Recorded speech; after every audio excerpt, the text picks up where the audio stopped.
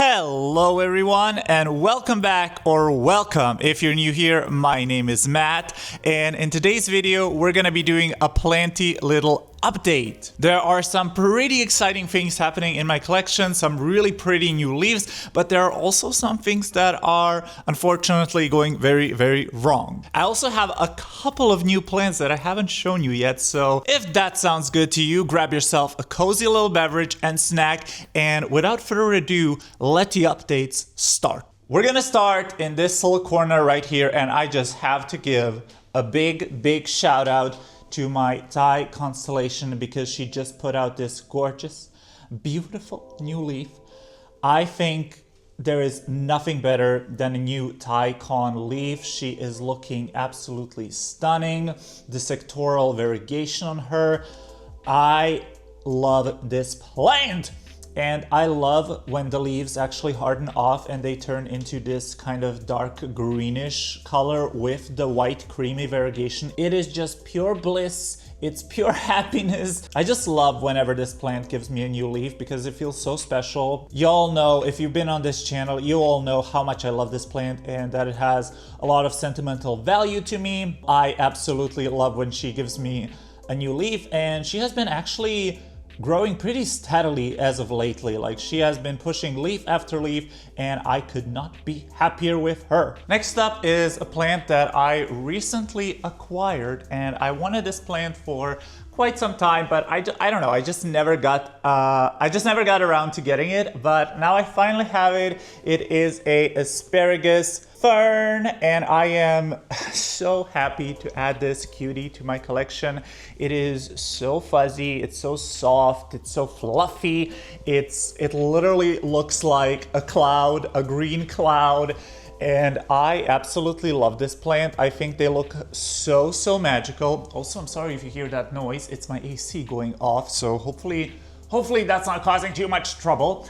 But yeah, she is absolutely stunning. I freaking love her. I got this plant honestly, what, maybe a couple of days ago. So obviously early days, and she looks phenomenal since she came from a nursery. So I do expect some leaf loss, I do expect some yellowing. I know these can get a little bit finicky, but we'll see. Also, I did pot her up directly into a decorative planter. I usually don't do that. If you've been on my channel again, you know that I love to use those transparent nursery pots. Do I have an example? Of course I don't have an example. Actually, I do have an example. Let me grab the example. So I do like to use these transparent nursery pots, and then I just put them into cover pots, and oh, my PC is turning on. And I think it's just, I don't know, it's just, for me, it's a better way of growing because I can actually then check on the roots and see what's going on. And speaking of what's going on, this is my Alocasia Platinum, and I potted her up in this setup months ago, and I am seeing no freaking roots, which is making me a little bit suspicious. However, she is, looking gorgeous, growing. She's still growing. Well, she did go a little bit dormant since it is winter, but she's still looking freaking sexy as hell. I actually cleaned her leaves yesterday, so she is looking particularly stunning. But yeah, Alocasia Platinum. But what I was talking about is that I usually don't plant my pots, or I don't usually plant my plants directly into decorative pots, but I thought this plant just, I don't know, it just looks better planted directly into the pot. And actually one of my goals for 2025 is to style my plants better and honestly find plant pot combos that just look amazing. And I'm definitely inspired to do that by Benji Plants, because his plant collection and the way he styles his plants with his pots and the top dressing and everything are just mwah, chef's kiss. So I do want to emulate some of those vibes in my own space. Also, I just have to show you, this is a Christmas gift for my mom, and this video will come out after Christmas, I believe, so it's all fine that I'm showing you this, but it is such a cute freaking terrarium that has cute little ficus, some Phytonias, a little bit of moss. This is from a local like terrarium plant shop. I freaking love them. Their terrariums are just beautiful, and the ladies working there are literally such sweethearts. Like I was there the other day and we talked for quite a bit, and they're just lovely people, and I absolutely love their terrariums because they are just a little bit different and very unique, and they use a lot of like cool glassware. So yeah, I hope my mom will like it. My mom is not like the biggest planty person, but she does have like a couple of orchids and African violets and stuff, so I think this will fit in her collection quite well. Another plant I want to show you is my, oh, she got stuck, is my Hoya pubicalyx, because she is going off. I put her on this trellis. She had the small trellis, and then I put the bigger one on her, and she is just winding up this thing like a madman. And I absolutely love this plant. Now, of course, there's not like a huge amount of new growth, but once summer comes, and I put her into my west-facing window, and once summer comes, I think she will pop the hell off and maybe even bloom. That would be so delicious. If you didn't know, this room is basically an attic room, and it's my studio where I work and keep all of my plants, of course. And since it is an attic room, it has this support beam in the middle of the freaking room. And this area up here really gets no light, virtually no light, but it is such a perfect place for plants. So I am experimenting. I am experimenting, and I'm trying to see if I can grow any plants up there. And I actually had this pothos and the Cebu blue over there in the corner up there for a couple of months, and they're doing fine. I mean, they're obviously not growing crazily well, and they have like small growth, but they're not dying, and they're doing okay-ish. So that's good for me. So I'm trying to introduce a couple more plants. Like I have a Syngonium mojito cutting, I have my Rhaphidophora decursiva, and I have, what's that thing called? A Anthurium clarinervium, the little baby that we took from the mother plant in the Anthurium repot and chat video. So yeah, I'm just trying out and seeing if anything can be successfully grown up there, because like I said, it is such a wonderful space, and I think it adds to the jungly vibes. And I don't expect these plants to like, you know, take off and be amazing and have huge growth. I don't expect that, but as long as they survive and stay looking okay-ish, honestly, I'm fine with that. Like, even if they get frozen in time, I would be absolutely fine with that. I feel like it would be such a cool spot to just fill with some plants that can live in low light. Like my decursiva, this thing has been in the lowest, darkest corners of the world. And for some reason, this plant just lives. It doesn't grow amazingly, but it lives, and I'm like, well, I'll just put it up there. So I took some cuttings from my Cebu blue because I really want to fill this plant out. I was watching one of Kaylee Allen's videos. I think it was her trailing plant collection, and she has a huge, bushy, dark green Cebu blue. And I'm like, why am I not putting any effort into my Cebu blue? Because this thing is being neglected. She is crispy crunchy. So I do want to put more effort into this plant. And I took some cuttings. They are actually propagating up there, as you can maybe see them in the little cup. I really want to fill her up, bush her out, and hopefully get her looking amazing. Again, I don't expect her to thrive in that spot, but honestly, I would be fine if she like kept this kind of appearance, this kind of fullness, or like, I wish she was like fuller, but this length and stuff is honestly completely fine with me. So that is another one of my like plenty goals and projects for the next year. Oh God, okay. Moving on to my lovely Vitio shelf where the majority of my collection is housed. And my Wendelingeri, she is finally giving me a new leaf. Now it is facing backwards, I guess, because the light is over here, so she is a little bit wonky, and she hasn't fully expanded, but I did kind of expect her to be a lot larger than she is, but it's fine, I'll take it. I'll take any growth at this point because this plant hasn't grown for me in months. So I'm just happy she's growing and she is looking stunning, but she does need a repot. She is pretty, I mean, she's not like horribly root bound, but my rule with Anthurium is that as soon as I see a few roots crawling along the edge of the pot, I repot it and I put it into bigger vessels. So this will definitely be a project for an upcoming video where we're gonna be upsizing her, and then hopefully with the upsize, she will actually give me even bigger leaves and maybe even an inflorescence. I haven't had a inflorescence on this plant, and usually I don't care about Anthurium inflorescence, but if you don't know, the Wendelingeri actually has like a twirly corkscrew kind of inflorescence. I'll put up some pictures if I can find some, and they look really freaking cool. Now, my Warquianum actually used to live over here where my white princess is at right now, and the reason why she's not here anymore is because she rotted. Yeah, she completely rotted, so I noticed all of her leaves were yellowing, and at first I wasn't too bothered by it because, you know, it's a Warquianum. I expected her to drop all of her leaves. But then upon like further inspection, I noticed that pretty much her entire root system was rotted. She had like maybe like 2 or 3 okay small roots, but I was just like, this is not cutting it for me.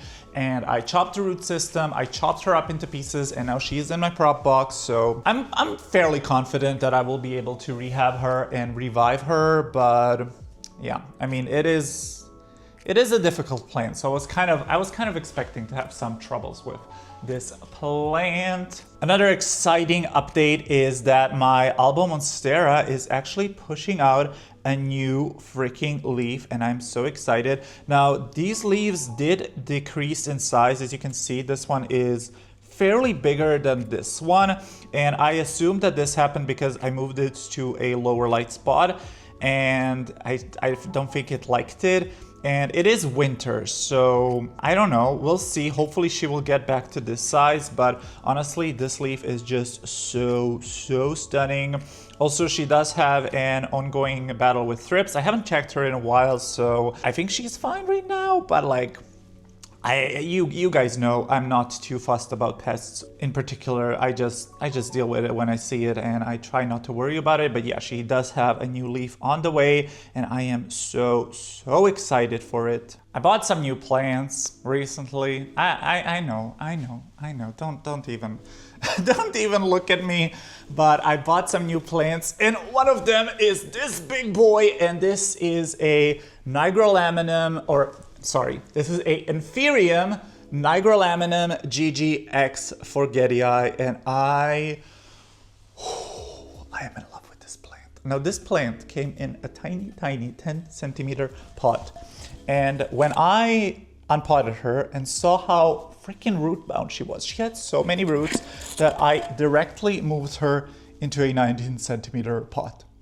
Yeah, I almost doubled the pot size, which is crazy. This is insane, and I might regret it. But I like just this plant is so gorgeous. She does have a little bit of cosmetic damage at the tips from shipping, but other than that, like, look at that sheen. Look at that freaking sheen. I am so excited for this plant. It is so sinister. It's so cool looking. Right now, it is looking more like a Nigrolaminum GG. I'm not seeing much of the Forgetii. However, I still freaking love this plant, and I am so excited that I got it. And when I ordered it, I was expecting like a tiny little leafling or like a tiny little seedling. I did not expect a full-blown plant, but yeah, here she is in my collection, and I'm so excited to see her grow. Another new plant that I added to my collection, and now this one's very exciting. This one is very exciting. It is a Monstera Burley Mox Flame. That's right, I got one. I freaking got one. and I'm so excited for this one. So this is the Burley Marks Flame. It is, of course, just a tiny little baby fella as of right now, but I'm very excited for these. Now these are extremely hyped, and they were so expensive, like ridiculously expensive, and I would never ever in my wildest dreams pay more than like $50 for this, because if I'm being completely honest, it's nothing special. It's a pretty plant. But I don't think it's anything mind-blowing. The lobster claw shapes, yes, amazing, lovely, gorgeous, but it is not worth like $8,000 or for however much they went like even a year ago. So these have significantly dropped in price. I did pay around 30 euros for this little baby, which I'm fine with that price. I am happy that I have it now, and I will hopefully have a successful time growing it.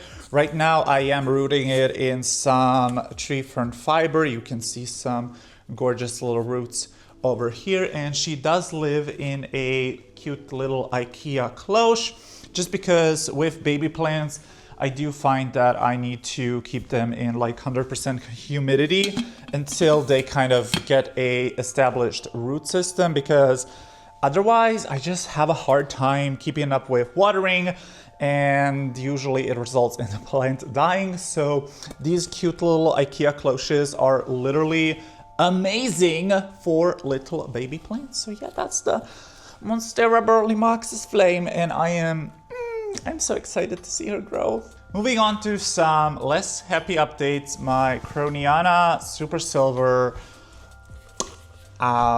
she is in propagation mode right now. I have her also in some tree fern fiber. I maybe should have cut her up a little bit more than this, but yeah, basically what has happened, oops, there goes the vine.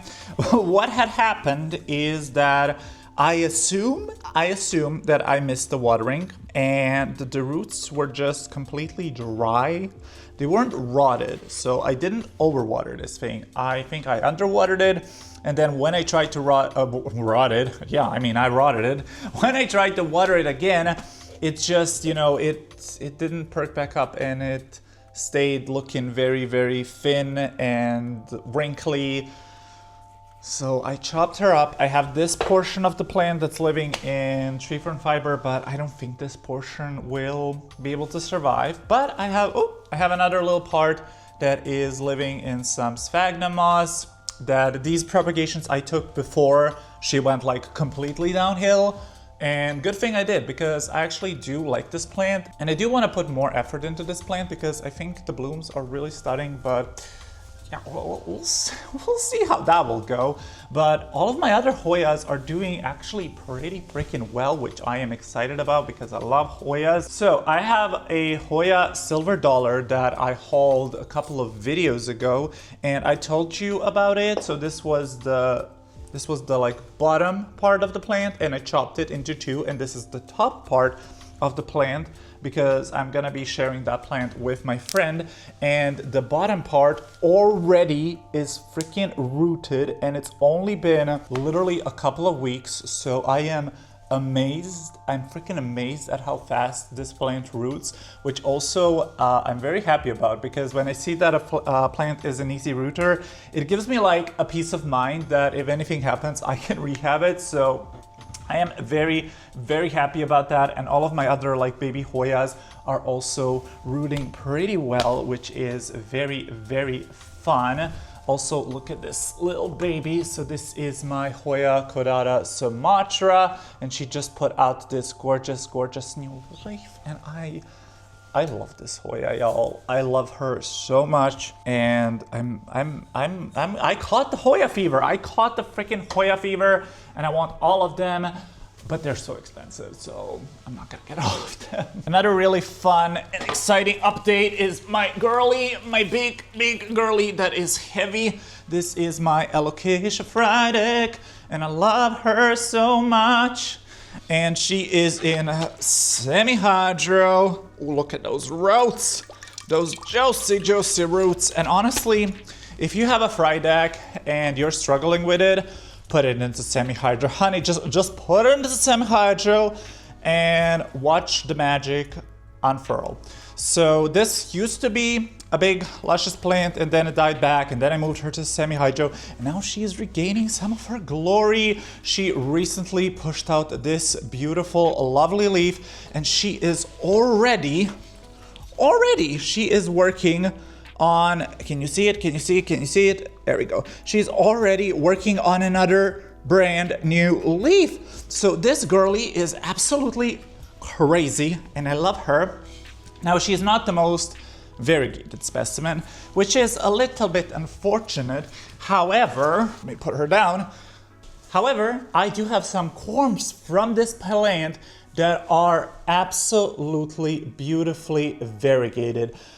This variegation fills my little stupid brain with so much serotonin that I cannot even express how happy it makes me, and I just love looking at it. Even at this small size, it's beautiful. You're absolutely beautiful. And if this one can get like to this size, I would croak. I would die. Now, I usually don't like to have duplicates of the same plant in my collection. However, for the fry deck, I will make an exception, especially when it's this freaking beautiful. Like, come on now, come on, you are just beautiful. And another one that lives in semi-hydro. She used to be in the little small plastic cup, and recently I moved her into a bigger cup because she was drying out like hotcakes.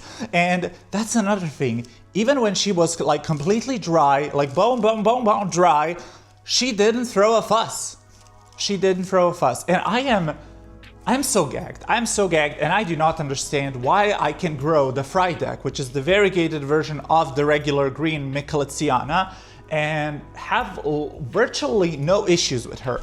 However, the regular green one just gives me such a headache.